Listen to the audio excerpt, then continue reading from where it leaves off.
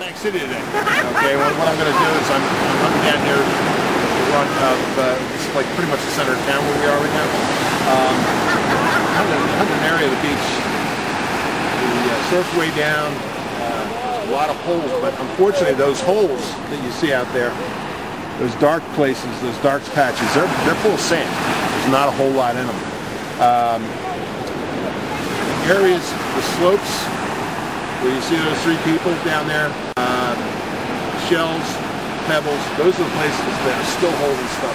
That's the damage that was done in the last storm. That last storm came about a week and a half ago. So I'm going to work up in that area. If you pan off to the other side, you can see there's little scouts. We may dig a coin or two out of them. That's all hit or miss. That sand is creeping up. So we're going to, we'll work this part of the beach and see what happens.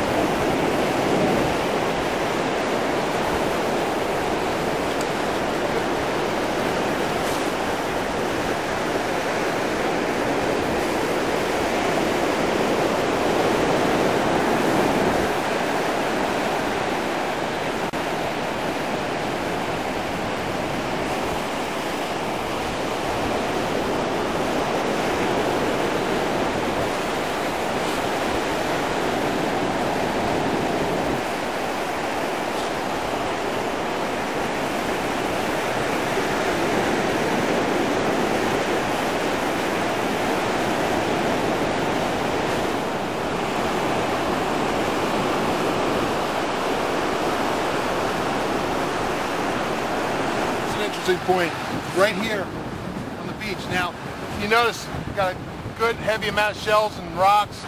Get down in the wet here. You see how it's a lot cleaner? That's because that's a lot of accreted sand down in there. Okay. Now this is all slope, and you can see as you go up, it gets cleaner. You have everything pushed into this in the center section here. This is actually a low part of the beach. A lot of times, and not always, but a lot of times, if you get in there and you start digging heavy coins, there's a good chance that's where everything's settling. So I'm going to try it. This doesn't always work, especially in Atlantic City, but I'll give it a shot, see where it goes.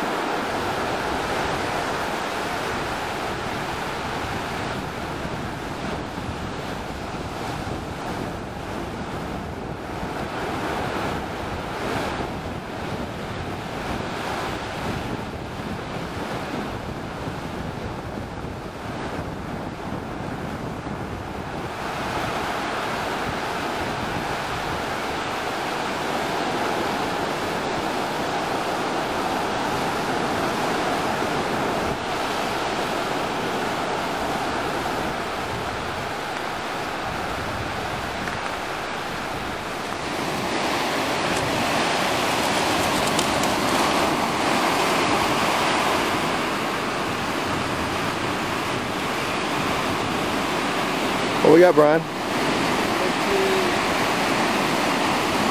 1949 nickel. 1949 Jefferson. But I didn't really know much, and I didn't know anybody, so there's nobody really to help me. I just kind of went and did it on my own. So Brian's Facebook helped you out a lot? Oh, yeah, absolutely. Since I met him, I learned a lot more, and then plus all the information information that's on the websites and the forums. They definitely add a lot more information than just trying to go on the beach and wander around and figure it out yourself. Yeah, it does. That's what I did for the last several years, but I found stuff. Yeah. Not like I do now. Yeah. You know, especially with this machine. Are you kidding me? This thing paid for itself within a couple months. Wow, excellent. Yeah. Plus all the rings, like I said, all the rings I got. Yeah. So, you know, my best day with rings is four in one day. Excellent. So I had 4 one day, and then a couple days later I had 3. Then I had 2. Then I had 1. And then I didn't have any for a while, and then I had another 3 ring day. Yeah. And then I had some days with no rings, but probably a good $10, $15 of change. Now most of these are during the summertime, right? When you were hitting hard. Yeah. Yeah. And you know, it's funny, they're not all in the water. They're in dry sand, they're in the water, they're everywhere. Okay. You know, I usually try to be in the wet sand, but I started to realize that, you know, when I'm walking onto the beach, like where people come on and off, yeah, I always stop and check there, and I ended up getting several rings that way. Wow. And just walking on the beach. Just like following the traffic. Yeah, like as soon as see where the opening is, as soon as you come on, I'll just check there real quick. A little area, and then I'll turn the machine off and I'll walk down to the water and start detecting there. But you know, majority of them came from the wet sand and the water. Yeah. But on occasion, I have found quite a few rings right at openings coming onto the beach.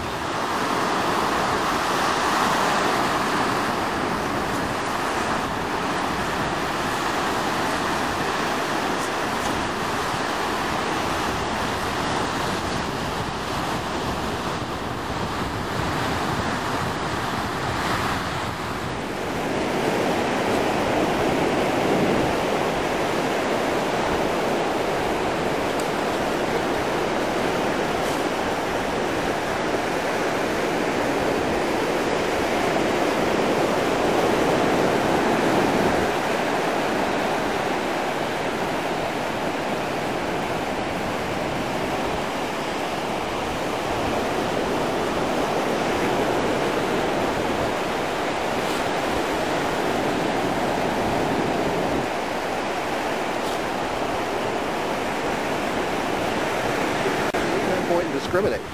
I have a problem with that. Well, being as a double D coil, you know, you pinpoint off the toe and the heel of the coil. Oh, you mean like right That's the here? toe. Okay, then the heel. That's the heel. Okay.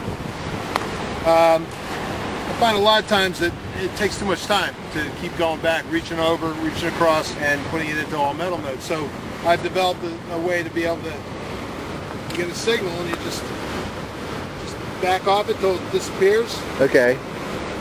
Move forward till it disappears, depending on where you are. If I'm in the water, a lot of times I'll pinpoint it off of the toe. Okay. Or off of the heel. Right. Okay. If I'm in wet sand, I'll pinpoint it. Say the scallop shell is the target. It'll disappear about right there. Okay. I know it's off the toe. Right. So I know that. Now, is it the perfect way to pinpoint? No. If you use the pinpoint mode, it's a lot more accurate. But for the matter of saving time, right, I will use it in the discriminating mode. Yeah, you're the second hunter I've seen hunt like that. Yeah. It just saves a lot of time. Right. Especially when you're hunting in Atlantic City, where you're digging a lot of trash targets. Okay. You want it. Time is valuable. So important that you dig a lot of targets in a short amount of time. Right.